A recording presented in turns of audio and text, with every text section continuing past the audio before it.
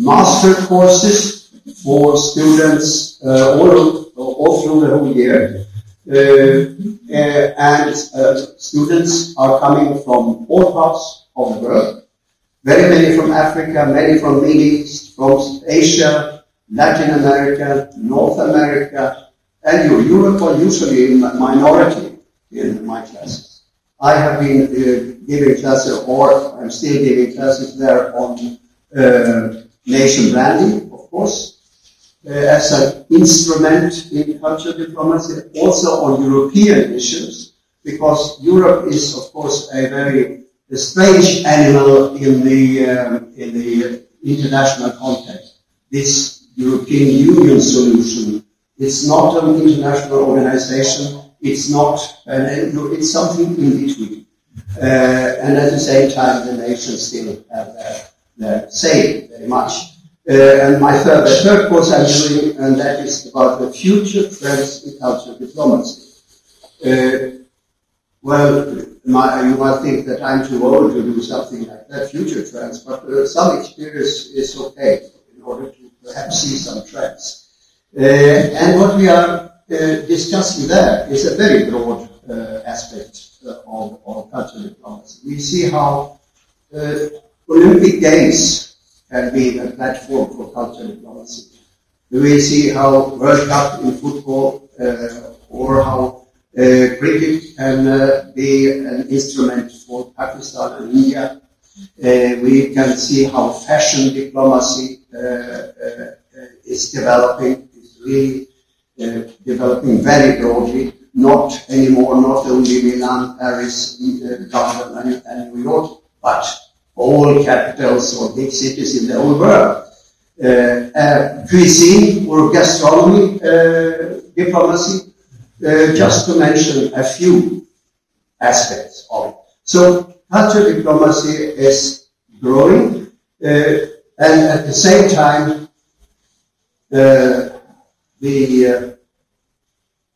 we're much more optimistic about the chances for cultural diplomacy, let's say, 10 to 15 years ago than we are now, because so many of these instruments that I mentioned tend to be blocked in a situation of war. The dialogue stops somehow. And now I wish to ask my panel, how shall you get this dialogue going again on communication, which is one of your specialties? I think that communication has to go on no matter how, and that every channel should be used to keep the communication alive. Within our group of members of the ECP, for example, there have been numerous projects and collaborations between representatives from countries which are in war, like for instance between Russia and Ukraine. And they are committed to this, they are passionate about this, they have done an art project or are continuing doing art projects together. It is in Berlin. And this is just one example of people. Same thing happens between Palestinians and Israelis. There are women groups, especially, who engage very much in community projects, art projects, and so on. And in the one-to-one is where the dialogue really takes place.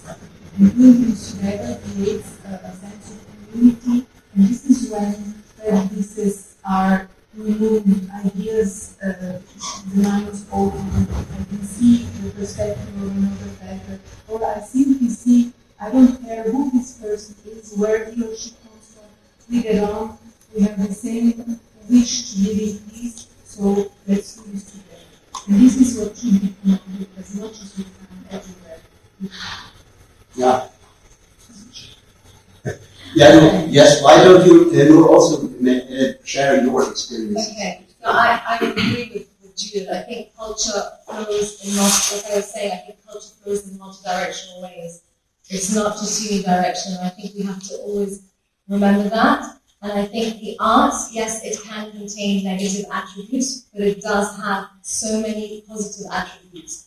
And like you were saying, one-to-one, people who connect together through art can really start to engage and dialogue. And you see that in street art, for example, reclaiming public spaces. You see that in a multitude array of arts, how it can really be a tool to bring people together. I think that, you know, historically we've seen so many difficult times. I think what is changing is our hyper-awareness of what's happening, the transparency, we are aware of what's going on, and I think we're engaging more with what's happening, and I think it's important to listen to as many perspectives as possible, as many voices as possible, in an equal arena. And I think that when we put artists forward and they come with their lived experience and they come, like you were saying, human to human, that's when we really see the power of creativity. Because it's not just about a particular state's interest or a self-interest. It becomes about a common interest to engage together. You know, one of the interesting things about the project I've done with Indian and Pakistani journalists in conjunction with the East-West Center is some of the interviews that we've done after the project. And after this last meeting of Indian and Pakistani journalists in Kathmandu in January, several of the Indians said, these are the first Pakistanis we've ever talked to. I mean, just imagine, right? And so this idea that they're working together professionally is astounding. But I think equally astounding is just that they're talking and laughing, and they're talking about movies, and they're watching videos together. So for me, this idea of a cultural exchange, building bridges, whether it's art or journalism, or even in professional fields. So why can't we get engineers from all sides together, or accountants, or librarians, or, I mean, it doesn't matter. So I think both an artistic endeavor and in other professional endeavors, that the opportunity has always been there for these kinds of valuable exchanges. If I may be a little bit of devil's advocate here, because I know that some of the artists who have been taking part in a joint exhibition, and I can say quite openly, the Ukrainian participants would be criticized from people back home. How can you cooperate with the invaders? How shall we deal with that? Because they feel a little bit uncertain and are very uncertain whether they can do this again. How shall we deal with that? Noor or Yuri? I mean, I can't answer to that particular example because I don't know the backstory.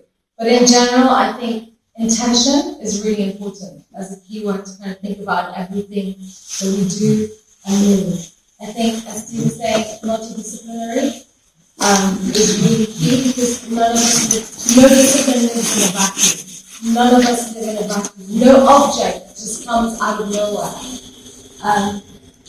Trade, history, things flow together, they merge together. And I think that's really key. And also, I think with the arts can do it, maybe, I don't know if that's really answering your question, but it's maybe skirting how it can really sort of break preconceived ideas or shatter stereotypes. I think it's really important to give artists voices to do that.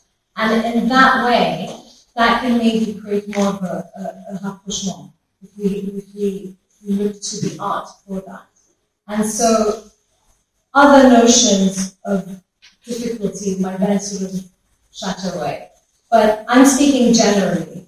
I can't speak to that particular example you're giving. I'm just talking more of a general way of looking at the arts and looking at multidisciplinary action. How do you see it? Yes, may I say, I have heard about the more direct experience, which was told by this Ukrainian artist and our discipline member Savina also, who is involved in international collaborations of art projects, there are situations, there can be situations where these artists are actually threatened. In the Ukrainian case, the artist was threatened online. There were a lot of really bad hate messages and threatening messages. And so, of course, you never know if something's going to happen, but you have to take these things seriously. Somebody threatens your life. Others, Sabina told us, one artist from Iran disappeared. They couldn't contact her anymore. Nobody knew what had happened to her. Then she resurfaced. So, under certain circumstances, depending where these people are, they could potentially, their lives and their well-being could potentially be threatened. Having said that, art is also cathartic, or no, I wouldn't say only art, because you touched upon why not other professions. This community, people sticking together, although they come from parties in war or opposing parties, have a cathartic effect, not only on themselves who are part of the project, but they also give a very strong message.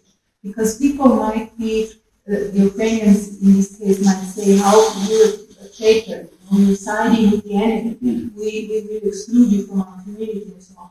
That might be the case, and a lot of resentment and hatred is there in many places, in many people. But ultimately, this has to continue, because the catharsis also happens insofar as people see that something good comes out of this. And that may make their perspectives change, or may make them reflect a bit more, or may lead to something positive. I will give Sabina the floor later on, perhaps, in order to share with us your experience. So I was going to say, some of the cross-border journalists that I've dealt with have also received some negative feedback, especially initially. Why would you cooperate with them? Yeah. They're the enemy, and so on. But most of that, according to the journalists, has melted away when these articles and stories get published. And actually the stories themselves have been pretty well received. You know, that's really interesting. I didn't know the Indian perspective, or I didn't know the Transnistrian perspective, and now I do. And so actually they've been fairly well received by the audiences. And I think the proof to the sustainability of this concept is, you know, several years after the first cohort finished, they're continuing to collaborate because it's just good journalism. And they see as well the social value, the value to the people and their communities. As I think you said also in your presentation earlier today, the challenge is here, of course, is to exercise good journalism.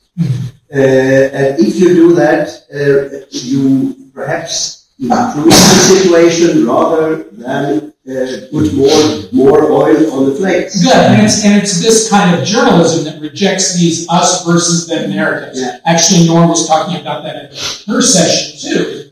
Traditionally, journalism will put one group against another group, and peace journalism seeks to reject those narratives and instead, as I mentioned, build bridges. And I think it's important to remember that so many artists are under threat even without collaborating. Yeah. So it's not just the collaborating. You know, a lot of artists take huge risks with their work, and like we were saying, you know, this othering that sometimes occurs needs to kind of cease. That's why art, despite a lot of, you know, things, can be that tool to bring people together and to realize that there's so many things that unites us and that we have in common as human beings first. Yeah. We are now in the middle of a very difficult situation, of course, but we should remember, have in mind, that it's not the first time that conflicts. We only have to think of the Second World War, but also after that. I can remind you, for instance, that when Soviet Union attacked or invaded Afghanistan in 1979, it had the effect that 60 plus big countries boycotted the Olympic Games in Moscow in 1980. including very big important countries. So the effect was enormous. And then, according to the classical rules of the Cold War, when the next Olympic Games took place in Los Angeles in 1984, of course, the whole so-called East Bloc, minus China and Albania, boycotted Los Angeles. So this political reaction and emotional reaction against something on the other side is nothing new. We are facing the Olympic Games in Paris, and of course the Europe Cup in football in the country start next Friday, or 2 weeks, and then the Olympic Games in Paris. No Russians could qualify to the football games. The Russian flag is not allowed at the Paris Olympics, but according to a compromise decision, some 30 Russian athletes may take part under neutral flag. And that means at least that these persons will have the chance to act on an individual level, a private level, in the spirit of the Olympic Games. And the spirit of the Olympic Games is, of course, people come together, they know to know each other. It's really a fundamental cultural diplomacy message, sort of, which is often is in history disturbed. So we should also, the floor is open for participants here to give their own examples. But before that, I think a few words on the media aspect of this, because after all, we know that the media is, including social media, has become an enormous power. And that's why I think it's a wonderful project that you have started. Why don't you elaborate one little few seconds on how your project and this idea can somehow remedy the very difficult situation we are in right now? So as I mentioned in Noor in her last session, actually, I think that piece journalism, that art, are two of many ingredients that are required to create an atmosphere that's more conducive to peace, and that's more conducive to this kind of bridge building that we talked about. So peace journalism. And I'm sorry for the redundancy, but just by definition, it's when editors and reporters make choices that can create an atmosphere conducive to peace. So you mentioned the metaphor that I use all the time, our media pouring gasoline on the fire. So are we making conflict? Are we prolonging conflict? Are we exacerbating conflict? Or are we doing the opposite? Are we giving peace and peace builders a voice? Are we turning down the rhetorical heat? So these are the kinds of questions that peace journalists ask as they explore their work. And so the work that I've been doing is along the lines of the bridge building, is along the lines of giving the marginalized a voice. So a week ago today, I was giving a seminar in Moldova about responsibly reporting Roma. So what can we do as journalists to give Roma a voice? I've led workshops as well about peace journalism and environmentalism and the intersection between those two.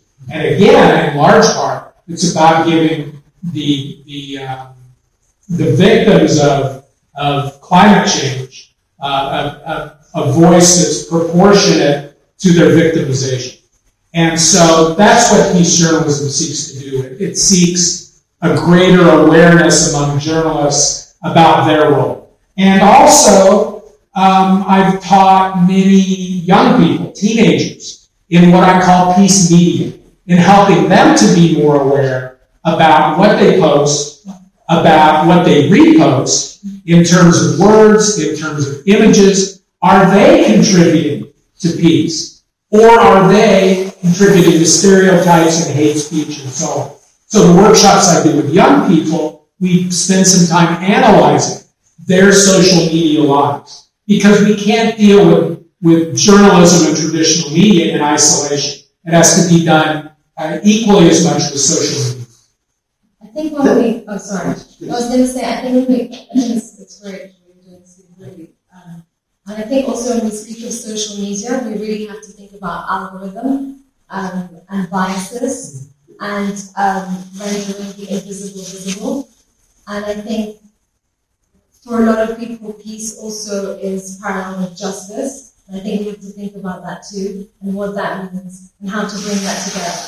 And I think it's about creating a space, like I was saying, that everyone has their voice and perspective, so that it creates an equal feel. And that's a long-term, viable way of thinking rather than short-term fixes. But I think social media, like you were saying, is really present in our lives. I don't know if it's a choice anymore to be on it or not. I'm not sure. Obviously, it is a choice, but I mean, it's a hard choice if you want to. I mean, as a professional, you almost have to be that. That's what I meant, and that's how I got into it. And so it's important to kind of think about who has the ability through the algorithm to be heard, to be seen, and I think that's just something for us to bear in mind. There is also a question of expression of language to some extent. Already a few weeks into the Russia-Ukraine war, it was not politically correct anymore to speak about peace. The word which was on everybody's lips, because of course we were solidary with loyal with the Western-oriented Ukraine. So the word relevant was victory. And those who spoke openly using the word peace would then be, as a matter of fact, a concrete example, the chairwoman of the Swedish peace movement, she expressed the hope of a peace. She was immediately, by several media and politicians, accused of being a Putin-versteher. So that is how do we, that's a responsibility very much for journalists, of course, but how do we others who are involved in this, how do you do, for instance, Judith, as a communication person, how do we, do you feel that it's not correct to speak about peace? You can't, can you feel that? I find it dangerous that a group of people have the power through the proliferation of messages through the social media, because it's exponential and within seconds it goes everywhere. That a group of people have the power to decide, in this case, or to interpret an appeal for peace as somebody who is siding with Putin, or who thinks that we should try to understand Putin more. So this is quite questionable and dangerous in my view. So as with all other things that circulate on social media, I think it is one of the most important tasks of our society today to educate, starting by the young, to educate them, to be critical about what they not only post, to question what they're reading, to verify, could this be true, could it be fake news? I mean, this is another topic, the fake news and the manipulation of Lord knows whom. We talk about a cyber war going on at the moment, messages being spread on social media who come from sources who wish to disrupt, who wish to bring people apart and polarize them. So all these things are happening out there. So to predict or to paint the concept of peace in a time of war as something negative, I would be very, very critical. Yeah. And this political correctness, let's reflect on it. Let's use our common sense. Stephen, is there? This is not a very kind question. Yes, okay. I'm a professor. I'm used to it. Is there a risk that journalists find it sexier with an ongoing war than a boring peace? So journalists have always found conflict sexy. So there's nothing new in that, and anything that might be deemed sensational, right? Yeah. And so back when I went to journalism school, back when dinosaurs ruled the earth, we had it drilled into our heads that you have to spice it up. You have to make it very sensational, right?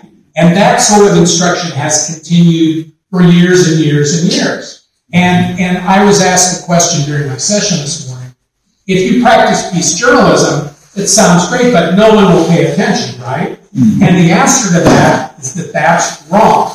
According to my friend and colleague, research done by Professor Jake Lynch at the University of Sydney, and he did a series of studies around the world,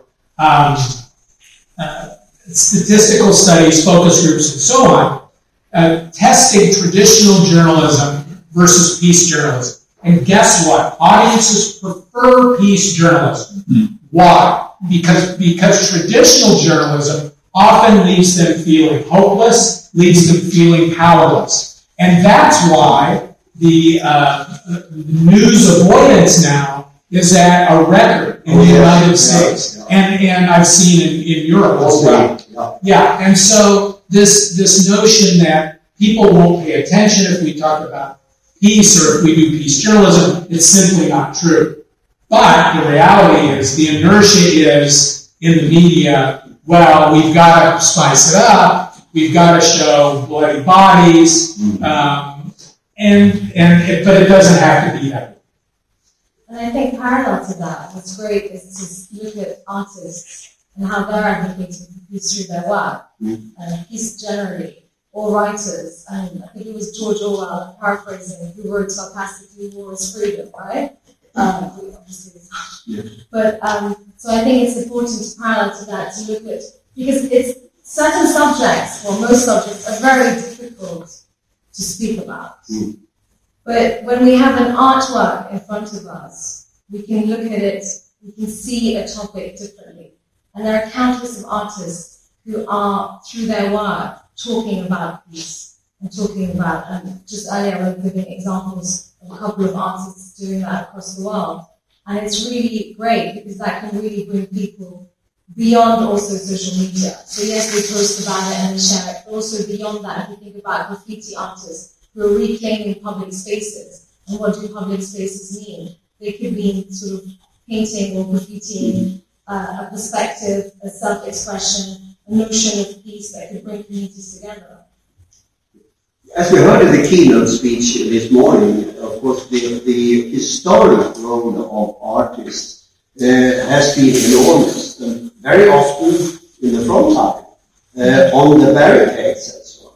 But my question and my feeling, I would say, is today that perhaps due to the enormous exposure of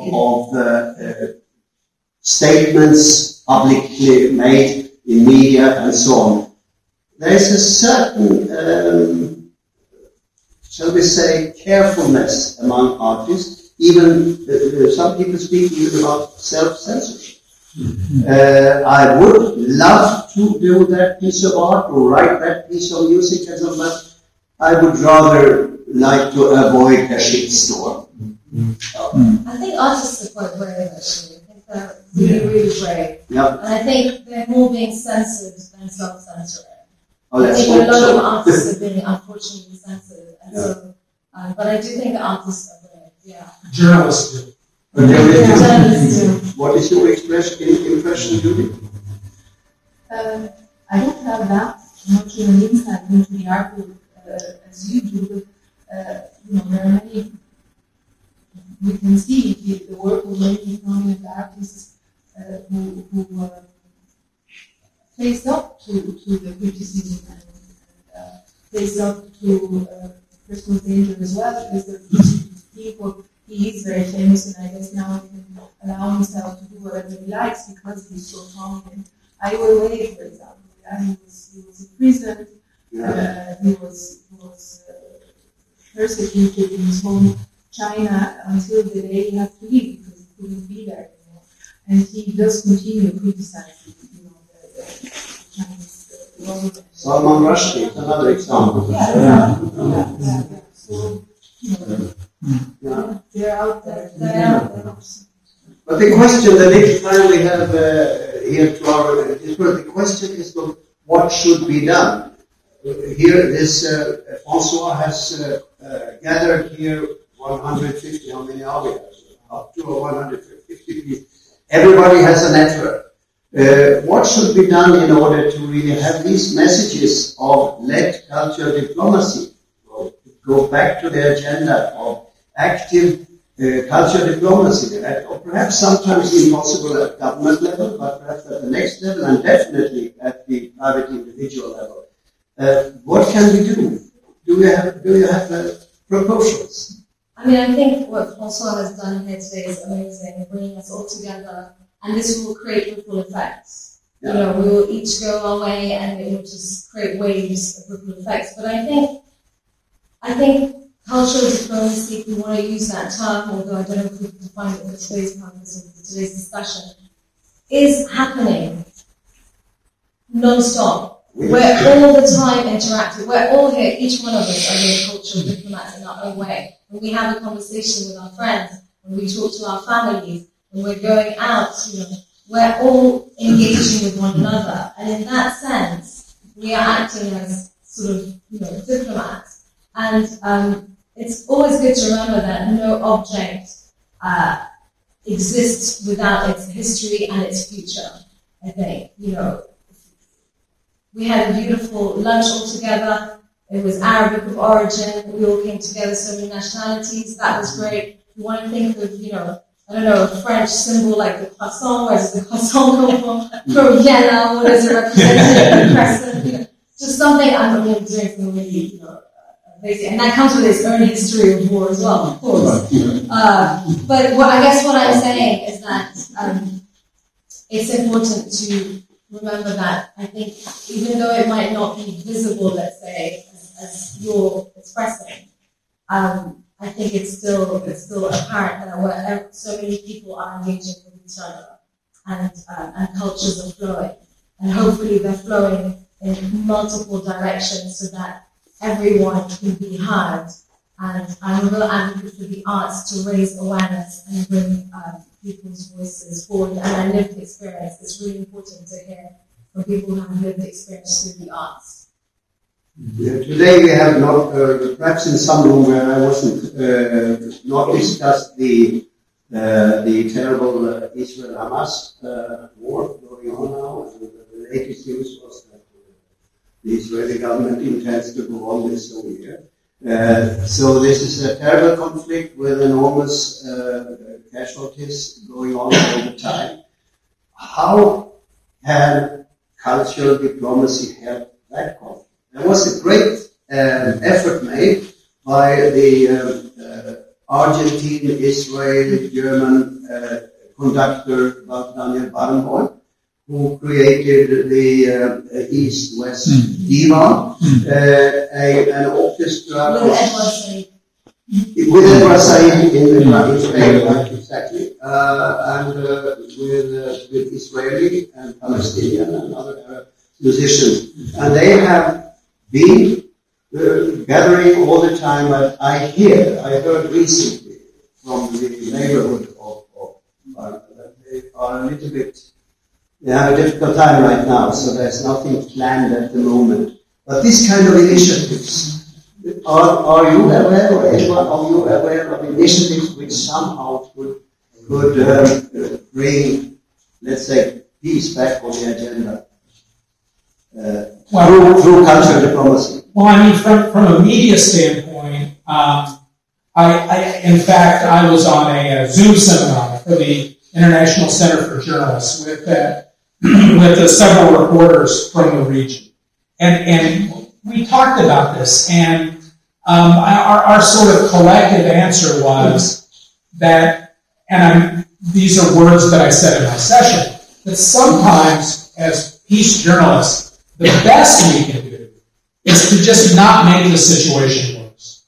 So I just want journalists to be very cognizant of what they're saying and how they're saying it and the images that they use, and to always self-analyze. Am I exacerbating the situation? Am I making angry people angrier? Am I marginalizing peace? Am I mentioning peace? So regardless of whether we're talking about Gaza or Ukraine, eventually the fighting is going to stop. I mean, President Zelensky himself said this is going to end at the negotiating table at some point.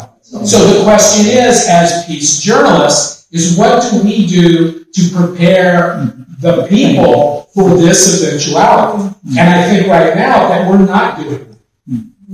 No. That is true. Yeah, I wanted to add to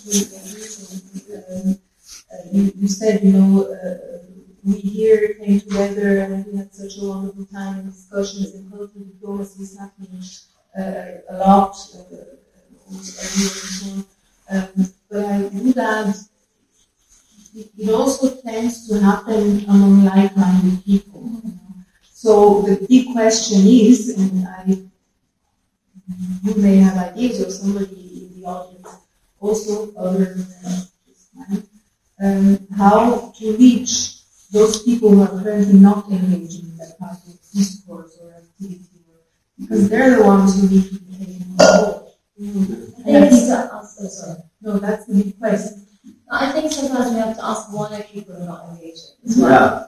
I think maybe they're not being allowed to engage, or they're worried to engage. I think we need to add that. And as I was saying earlier, with the word peace, we need to add dignity, we need to add mutual respect, we need to add justice.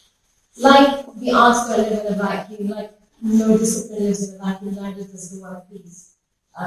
It's a multifactorial issue and notion that needs to kind of come together. So I think about people who, you're right, we're all kind of like-minded here in the forum, and we want, a world to come together and for us to connect.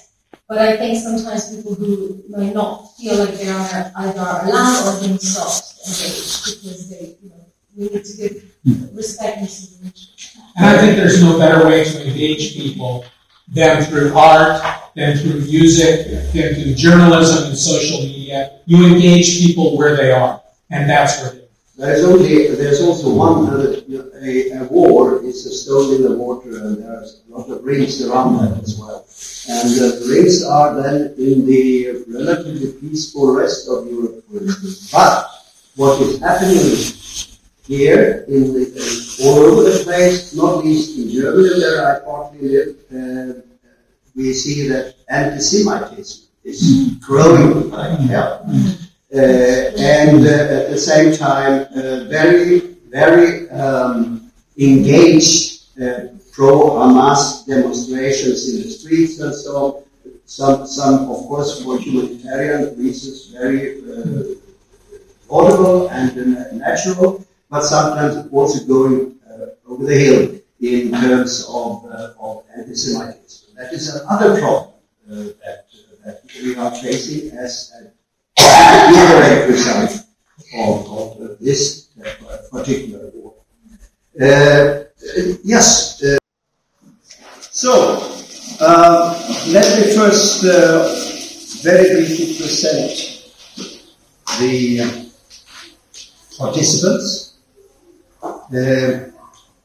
My old friend Judith McKing,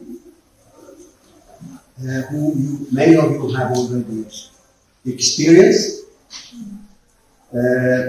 my new friend, Stephen Youngblood, whom many also have already experienced. And if you wish to add anything on, let's say, your curriculum or what you find important that the audience know before we start, you are welcome. And then, of course, Noor Saleh, another new friend, whom many of you have also already heard. Upstairs, it was. So, do you want to add anything on your background in order to let's say, mention your relevance for this difficult field, extreme challenges for cultural diplomacy in today's society? Well, for those who weren't at my presentation, I'm introducing myself briefly again. I'm an interculturalist. I work in intercultural communication and intercultural competences.